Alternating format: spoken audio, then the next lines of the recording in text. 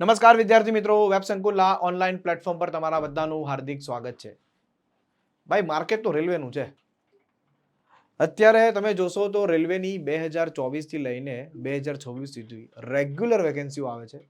2024 ની અંદર જે ભરતીઓ બહાર પડી, 2025 માં એક્ઝામ લેવાય, 2025 ના એન્ડમાં પાછું એક નવું કેલેન્ડર જાહેર થઈ ગયું જેની એક્ઝામ 2026 માં છે. અને આપણા રેલવે મિનિસ્ટ્રીએ કીધું છે કે હવે આપણે એન્યુઅલ કેલેન્ડર જાહેર કરશું અને એ દર વર્ષે હવે આ કેલેન્ડર આવશે, એટલે વિદ્યાર્થીને પ્રોપર વ્યવસ્થિત રીતે એ તૈયારી કરી શકે, આ તકનો એ લાભ લઈ શકે. બરાબર છે. દર વર્ષે એક્ઝામ આપી શકે. માન લો કોઈ વર્ષમાં ના ક્લિયર થયું હોય તો બીજે વર્ષે એને મોકો મળે, બીજે વર્ષે ના થયું હોય તો ત્રીજે વર્ષે એને મોકો મળે. તો એ ઇન્ટેન્સથી આ વખતે પાછું એક નવું કેલેન્ડર જાહેર થયું છે. આની અંદર આપણે આ કેલેન્ડરની અંદર કઈ કઈ વેકેન્સીઓ છે, એ વેકેન્સીઓનું ક્વોલિફિકેશન શું છે, બરાબર છે, આ બધી જ વિશે આપણે ડિટેલમાં ચર્ચા કરીશું. તો સેશનમાં છેલ્લે સુધી બનેલા રહેજો. સેશનની શરૂઆત કરી છે. અને બીજી વસ્તુ, 50,000થી વધારે જગ્યાઓ અત્યારે 2025 ની અંદર જે કેલેન્ડર એક્ઝામ લેવાય, 2024માં જે કેલેન્ડર ડિક્લેર થયું હતું અને 2025માં જે બધી એક્ઝામો લેવાય, 50,000થી પણ વધારે જગ્યાઓ એમાં બહાર પડી હતી. અને રેલવેએ નક્કી કરેલું છે કે દર વર્ષે આટલી વેકેન્સીઓ તો આપણે આપવી, જેથી વિદ્યાર્થીઓ પ્રોપર કરી શકે તૈયારી. આગળ વધીએ છે તો સૌથી પહેલા તમે જોશો તો આટલી પોસ્ટ પર વેકેન્સી આવે છે. તો તમે જોઈ શકો છો, સૌથી પહેલા સ્ટાર્ટિંગ કરે તો આપણું રેલવેની જે વેકેન્સીનું જે ખાતું ખુલે ને એ ALP થી ખુલે. ALP મતલબ આસિસ્ટન્ટ લોકો પાયલટ, રેલવેના લોકો પાયલટ. તમે કહો ને રેલવેમાં જે ટ્રેન ચલવે ને એને લોકો પાયલટ કહેવાય. આ બધા વિશે પણ હું ડિટેલમાં એક વિડીયો લાવીશ કે દરેક જે પોસ્ટ છે એનું વર્ક શું છે, એ બધી વસ્તુ આપણે. ત્યાર પછી વાત કરીએ રેલવેમાં ટેકનિશિયન, બરાબર છે, રેલવેમાં જે ટેકનિશિયન છે એની પણ પોસ્ટ પર વેકેન્સી આવતી હોય છે. ત્યાર પછી જુનિયર એન્જિનિયર, ત્યાર પછી તમે જોશો રેલવે NTPC, સૌથી વધારે દેશનો માસ આની અંદર એક્ઝામ આપતો હોય છે, જેની અંદર 12 પાસની વેકેન્સી અલગ આવે અને ગ્રેજ્યુએશનની વેકેન્સી પણ અલગ આવે. બંનેની વેકેન્સી અલગ અલગ છે, બંનેમાં તમે ફોર્મ ભરી શકો છો. ત્યાર પછી તમે જોશો સૌથી બીજો મોટો માસ છે રેલવે ગ્રુપ D, ફક્ત 10 પાસ પર વેકેન્સી આવતી હોય છે. આ બધાની પણ ક્વોલિફિકેશનની હું ડિટેલમાં ચર્ચા કરીશ. અને આ વખતે એક નવી પોસ્ટ એડ થઈ છે જેનું નામ છે સેક્શન કંટ્રોલર. કોઈ પણ ગ્રેજ્યુએટ આમાં એપ્લાય કરી શકે છે. હેન્ડસમ સેલરી હોય છે આની અંદર, 85,000 પ્લસ સેલરી હોય છે. તો આ રેલવેની અલગ અલગ પોસ્ટ પર જે દર વર્ષે વેકેન્સી બહાર પડે છે એના વિશે આપણે ચર્ચા કરીશું. કેલેન્ડર હું તમને આજે બતાવીશ કે કયા મહિનામાં વેકેન્સી આવશે, કયા મહિનામાં ફોર્મ ભરવાની પ્રક્રિયા સ્ટાર્ટ થશે. તો જોઈએ આગળ. તો આ 5 ડિસેમ્બરે, બરાબર છે, આ ડ્રાફ્ટ ડિક્લેર થઈ ગયો છે. ઓકે, તો તમે જોઈ શકો છો કે એન્યુઅલ કેલેન્ડરનો. હવે તમે જોશો તો સૌથી પહેલા જાન્યુઆરી માર્ચની અંદર સૌથી પહેલી જે વેકેન્સી આવશે એ આસિસ્ટન્ટ લોકો પાયલટ આવશે, ALP. જાન્યુઆરી 2026માં એના ફોર્મ ભરવાની પ્રક્રિયા ચાલુ થઈ જશે. 27 જો આ 30/6/2027 શું છે ખબર છે, એનું ફાઇનલ પોસ્ટિંગ થઈ જશે, કમ્પ્લીટ પૂરું થઈ જશે. એનો મતલબ લગભગ અહીંયા જો ફોર્મ બહાર પડે છે કે જાન્યુઆરી ફેબ્રુઆરીની આસપાસ ફોર્મ બહાર પડે, 1-2 મહિના આમ તેમ થાય તો એમાં હું ટેન્શન નહીં લેવું. પણ જો અહીંયા ફોર્મ બહાર પડે ને તો 1 વર્ષની અંદર તમને કમ્પ્લીટ જોબ લાગી જાય. ત્યાર પછી તમે જોશો એપ્રિલ-જૂનની અંદર ટેકનિશિયન સેક્શન કંટ્રોલર, બરાબર છે. આના ફોર્મ જો ફેબ્રુઆરી માર્ચની આસપાસ ભરાશે, બરાબર. એને પણ તમે 30 જૂન 2027 સુધીમાં આ પ્રોસેસ પ્રક્રિયા પૂરી થઈ જશે. ટૂંકમાં 1 વર્ષના સમયગાળાની અંદર કમ્પ્લીટલી એક્ઝામ પણ લેવાઈ જશે, રિઝલ્ટ પણ ડિક્લેર થઈ જશે અને જોબ પણ લાગી જશે 1 વર્ષના સમયગાળાની અંદર. ત્યાર પછી તમે જોશો જુનિયર એન્જિનિયર છે, ત્યાર પછી પેરામેડિકલ સ્ટાફ છે, બરાબર છે. આ બધી અલગ અલગ આની ક્વોલિફિકેશન છે. એ ક્વોલિફિકેશન હું તમને બતાવીશ કે શું છે. તો આની અંદર પણ તમે જોશો તો જૂન જુલાઈની અંદર ફોર્મ બહાર પડશે. 30/9/2027 સુધીમાં એને પણ કમ્પ્લીટલી પૂરી કરી દેવામાં આવશે. ટૂંકમાં 1 વર્ષમાં પ્રોસેસ કમ્પ્લીટ કરશે. હવે તમે જોઈ શકો છો નોન ટેકનિકલ પોપ્યુલર કેટેગરીઝ, એટલે કે NTPC. સૌથી વધારે જો ઇમ્પોર્ટન્ટ હોય તો NTPC, કારણ કે દરેક વિદ્યાર્થીઓ કશે ને કશે ગ્રેજ્યુએટ તો છે અને 12 પાસ તો છે જ. તો 12 પાસવાળા વિદ્યાર્થીઓ માટે આ વેકેન્સી સૌથી મોટી વેકેન્સી કહી શકાય. અને આની વેકેન્સીઓ દર વર્ષે બહુ સારા લેવલ પર આવે છે. લાસ્ટ યર 2024ની વાત કરું તો 11,000 પ્લસ વેકેન્સી આની અંદર હતી. 2025માં હમણાં જે વેકેન્સી બહાર પડી એમાં પણ લગભગ 8800થી વધારે વેકેન્સી હતી. હવે વેકેન્સી ઘટતી જાય છે એનો મતલબ એવો પણ નથી કે ભાઈ આવતા વર્ષે વેકેન્સી ઘટશે, એવું જરૂરી નથી. વેકેન્સી વધી પણ શકે છે. પણ દર વર્ષે ટૂંકમાં 10,000 થી 12,000ની રેન્જમાં વેકેન્સી આવશે NTPC અંદર.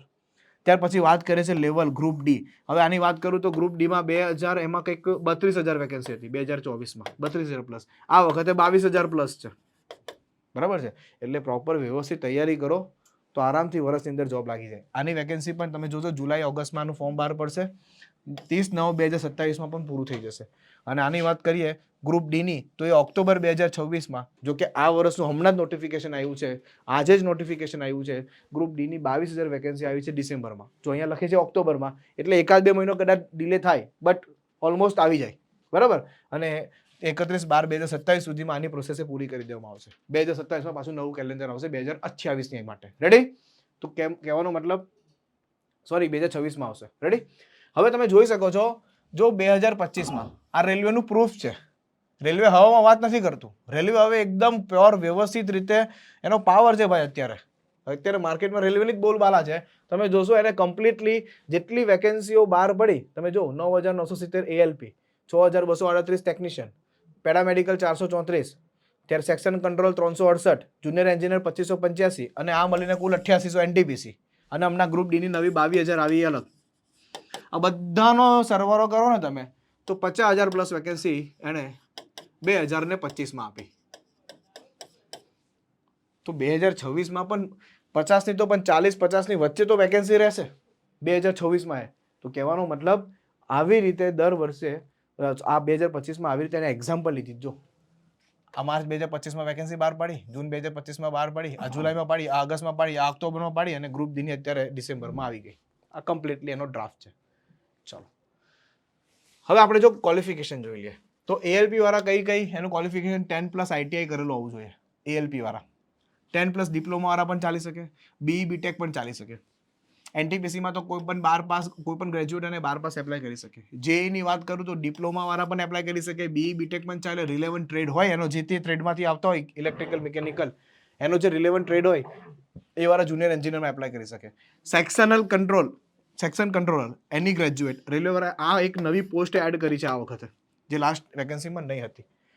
ટેકનિશિયનની વાત કરું તેમાં grade 1 in physics, electrical, computer, મતલબ ઇલેક્ટ્રોનિક્સ, કોમ્પ્યુટર સાયન્સ, IT, આ એનો ક્વોલિફિકેશન તમે જોઈ શકો છો. એટલે તમારા આ ક્વોલિફિકેશન જો આવતું હોય તો તમે આ બધી વેકેન્સીઓમાં એપ્લાય કરી શકો છો. ત્યાર પછી ગ્રુપ ડીમાં ફક્ત 10 પાસ ચાલે, બરાબર છે. લાસ્ટ યરની વેકેન્સીમાં ITI નો કેસ હતો, બટ હવે એ કોર્ટની અંદર કમ્પ્લીટલી ખારીજ થઈ ગયો છે. હવે એ 10 પાસ વાળા વિદ્યાર્થી એપ્લાય કરી શકશે. ITI વાળાનું મતલબ ITI કરેલું તોય એપ્લાય કરી શકશે, 10 પાસ કરેલું તોય એપ્લાય કરી શકશે. ચાલો ઓકે, આ બધી પરીક્ષાઓ ગુજરાતી ભાષામાં આપી શકો તમે. ALP આપી શકો, NTPC આપી શકો, JEE આપી શકો, ટેકનિશિયન આપી શકો, ગ્રુપ ડી આપી શકો. બધી પરીક્ષા ગુજરાતી ભાષામાં. ટૂંકમાં 15 ભાષામાં એક્ઝામ લેવાય છે, એટલું ગુજરાતીમાં નહીં.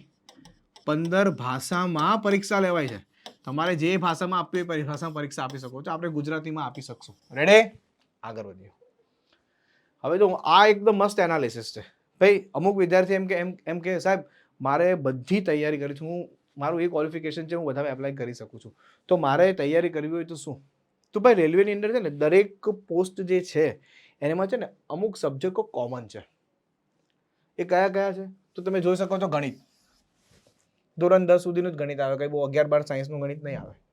ધોરણ 10 સુધીનું ગણિત આવે. NTPCમાં 30 પ્રશ્ન પૂછાય, ગ્રેજ્યુએટ હોય કે અંડર ગ્રેજ્યુએટ હોય. JEEમાં પણ 30 પ્રશ્ન પૂછાય, ગ્રુપ ડીમાં 25 પ્રશ્ન પૂછાય, ALPમાં 20 પ્રશ્ન પૂછાય, ટેકનિશિયનમાં 20 પ્રશ્ન પૂછાય. ગણિત પૂછાય એટલા માર્ક્સનું, એ કન્ફર્મ છે. રિઝનિંગની વાત કરીએ તો 30 માર્ક્સનું રિઝનિંગ આવે, આમાં 25 માર્ક્સનું રિઝનિંગ, આમાં 30 માર્ક્સ, આમાં 25 અને આમાં 15 માર્ક્સનું રિઝનિંગ. અને રેલવેનો સૌથી મહત્વનો જે કોઈ સબ્જેક્ટ હોય ને તો એ સાયન્સ પર વધારે ફોકસ કરે.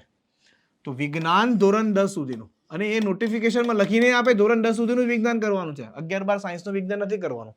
એટલે કેમેસ્ટ્રી, બાયો અને ફિઝિક્સ 3 સિમ્પલ લેવલનું વિજ્ઞાન તમને અહીંયા મળશે, બરાબર. હવે આમાં NTPCમાં 10 થી 15 પ્રશ્નો, કારણ કે NTPCમાં અલગથી વિજ્ઞાન કરીને કોઈ સબ્જેક્ટ નથી, એ GS ની અંદર હોય છે. એ GS ની અંદર 10 થી 15 માર્ક્સનું વિજ્ઞાન હોય છે, બાકીનું કરંટ હોય છે. બાકી આમાં કમ્પ્લીટલી બધી જ વેકેન્સીમાં JEE, ગ્રુપ ડી, ALP, ટેકનિશિયનમાં વિજ્ઞાનનો પોર્શન અલગ અલગ છે. આટલા માર્ક્સ તો વિજ્ઞાન હોય જ છે. બીજી એક વસ્તુ, GK ની વાત કરું, હે ને, જો કે GA સોરી જનરલ અવેરનેસ. હવે આની અંદર સૌથી વધારે પ્રશ્નો પાછા કરંટના હોય છે, કરંટ અફેર્સ હોય. એટલે જીએ તો માત્ર નામ માત્ર છે. એમાં હવે સ્ટેટિક જીકે ની અંદર હિસ્ટ્રી, જ્યોગ્રાફી એટલે કે ઇતિહાસ, ભૂગોળ, બંધારણ આના બે પાંચ પ્રશ્નો હોય છે. વધારે પ્રશ્નો કરંટના હોય છે, વિજ્ઞાનના હોય છે, ગણિત અને એટલે તમારે મુખ્ય 4 જ સબ્જેક્ટ તૈયાર કરવાના છે. કયા કયા? એક ગણિત, એક રીઝનિંગ, એક વિજ્ઞાન અને એક કરંટ. આટલું તૈયાર કરો ને તો એ રેલવેની કોઈ પણ એક્ઝામ તમે ક્લિયર કરી શકો છો. આટલું તૈયાર કરો એટલો. જીએ બહુ લેસ માત્ર પૂછાય છે. 2-5 પ્રશ્ન પૂછાતા હોય, વધારે નથી પૂછાતા. તો ફોકસ આની પર કરો તો નીકળી જવાય. આગળ વધીએ. તો આ તમે હવે જોશો આ વખતની ગ્રુપ ડી ની વેકેન્સી. આ ગ્રુપ ડી ની વેકેન્સી આ વખતની કેટલી 22,000 વેકેન્સી બહાર પડી છે. અલગ અલગ પોસ્ટ છે એની, બરાબર. આ બધી આસિસ્ટન્ટ લેવલની ભરતીઓ છે. આ દરેક પોસ્ટનું વર્ક શું છે એ નેક્સ્ટ વિડીયોમાં હું તમને સમજાવી શકું. આગળ વધીએ. હવે આ એક જે ડ્રાફ્ટ નીકળો છે આની અંદર તમે ટોટલ 22,000 વેકેન્સી છે. હવે આપણે ગુજરાત કયા ઝોનમાં આવે? ઇન્ડિયાના અલગ અલગ 21 ઝોન છે. તો ઇન્ડિયન રેલવેના જે 21 ઝોન છે એમાં ગુજરાત વેસ્ટર્ન રિજનમાં આવે, WR. હવે તમે જો વેસ્ટર્ન રિજનની અંદર વેકેન્સી, આમાં તમે જો વેસ્ટર્ન રિજનમાં વેકેન્સી 3,148. 3,148. આ જો એનો મતલબ સૌથી વધારે એક અહીંયા છે. જો નોર્થ રિજનમાં છે, આપણે ત્યાં જવું નથી, અને બીજી વેકેન્સી અહીંયા છે. એટલે સમજો ગુજરાત રિજનમાં સૌથી સારા લેવલ 22,000. આ 22,000ની ભરતીનું આપણે શું કામ છે? આપણે તો આ વેકેન્સી સાથે લડવાનું છે 3,148 જોડે. ભલે બીજે ગમે એટલી વેકેન્સી હોય, આપણે તો આની સાથે વધારે કામ છે. રેડી? એટલે કે વેસ્ટર્ન રિજન ગુજરાતમાં આવે, સાથે સાથે રાજસ્થાનનો પણ અમુક ભાગ વેસ્ટર્ન રિજનમાં આવે, બરાબર છે. જેમ કે તમે આગળ જાઓ તો અજમેર સુધી વેસ્ટર્ન રિજન ગણાય, તો ત્યાં સુધીમાં 3,148 ભરતી છે. એટલે આપણા માટે બહુ સારી એવી ઓપોર્ચ્યુનિટી છે ગ્રુપ ડી ની અંદર. રેડી? હવે આ એક લાસ્ટમાં રેલવે મંત્રી દ્વારા જે અત્યારે પ્રેસ કોન્ફરન્સ થઈ, તો એમાં રેલવે મંત્રીએ કીધેલું છે કે હવે દર વર્ષે વેકેન્સી બહાર પાડવાની. वार्षिक कैलेंडर लागू होने को उम्मीदवार को निम्नलिखित लाभ हो रहे हैं. वार्षिक कैलेंडर ડિક્લેર થાય એટલે કે જે ઉમેદવાર છે, જે વિદ્યાર્થી છે, એને આવા લાભ થાય. કેવા લાભ થાય? તો ઉમેદવારો કે लिए अधिक अवसर. મેં તમને શું કીધું? ઓપોર્ચ્યુનિટી સારી એવી મળે. हर साल पात्र बनने वालों को अवसर. हर साल તમને વેકેન્સી મળે, તો હર સાલ તમે એને એપ્લાય કરી શકો. તમને ના આમાં ના થાય તો બીજામાં પણ એપ્લાય કરી શકો. પરીક્ષાની નિશ્ચિતતા, રેગ્યુલર એક્ઝામ આવે. તમારે એક્ઝામ આમ તો રેગ્યુલર, તો તૈયારી તમારે ખબર પડે કે કેમ મારે તૈયારી કરવી છે. तीव्र भर्ती प्रक्रिया प्रशिक्षण और नियुक्ति. એનો મતલબ રિક્રુટમેન્ટ પ્રોસેસ એકદમ ફાસ્ટ છે અને ફટાફટ જલ્દીથી તમને જોબ પણ મળી જાય. પહેલા એવું નહીં હતું. 2016-14માં જ્યારે ભરતી આવતી, 19માં ભરતી આવતી, તો ભરતી આવે એના 4-5 વર્ષ, 2 વર્ષ પછી એક્ઝામ લેવાય, 4-5 વર્ષ પછી રિઝલ્ટ આવે, ત્યાં સુધીમાં આપણે એજ નીકળી ગઈ હોય, ખબર નહીં પડે કે આપણે પાસ થયા. પણ એવું નથી હવે. હવે એકદમ રેગ્યુલર, વ્યવસ્થિત પ્રોસેસ અને એકદમ ઝડપી પ્રોસેસમાં રેલવે એક્ઝામ લે છે. ઓકે, તો આવી જ બધી માહિતીઓ માટે તમે SSC banking railway by web Sankul નામની આપણી યુટ્યુબ ચેનલ છે. આ કમ્પ્લીટલી સેન્ટ્રલ ગવર્મેન્ટની પ્રોપર વ્યવસ્થિત પ્રિપેરેશન કરી શકે એવા વિદ્યાર્થીઓ માટેની આ યુટ્યુબ ચેનલ છે, જેની પર આવા મહત્વના વિડીયો તમને મળતા રહે. એના માટે તમારે શું કરવાનું? આ ચેનલને સબસ્ક્રાઇબ કરી લેવાની. આ સબસ્ક્રાઇબ કરશો એટલે તમને દરેક માહિતી મળશે. બીજી વસ્તુ કે જે ગ્રુપ ડીની વેકેન્સી બહાર પડી છે, એમાં જે અલગ અલગ પોસ્ટ છે, એ જે અલગ અલગ પોસ્ટમાં પ્રેફરન્સ આપવાનો છે, એ કેવી રીતે આપવો, કઈ પોસ્ટમાં શું વર્ક કરવાનું છે, આ બધી જ માહિતી હું તમને આવનાર વિડીયોમાં આપીશ. તો એના માટે આ ચેનલ સબસ્ક્રાઇબ કરી લેજો, એટલે તમને બધી માહિતીઓ કામની છે એ તમને બધી મળશે. ઠીક છે? તો મળીએ છીએ નવા સેશનની અંદર. Thank you so much. જય હિન્દ, જય ભારત.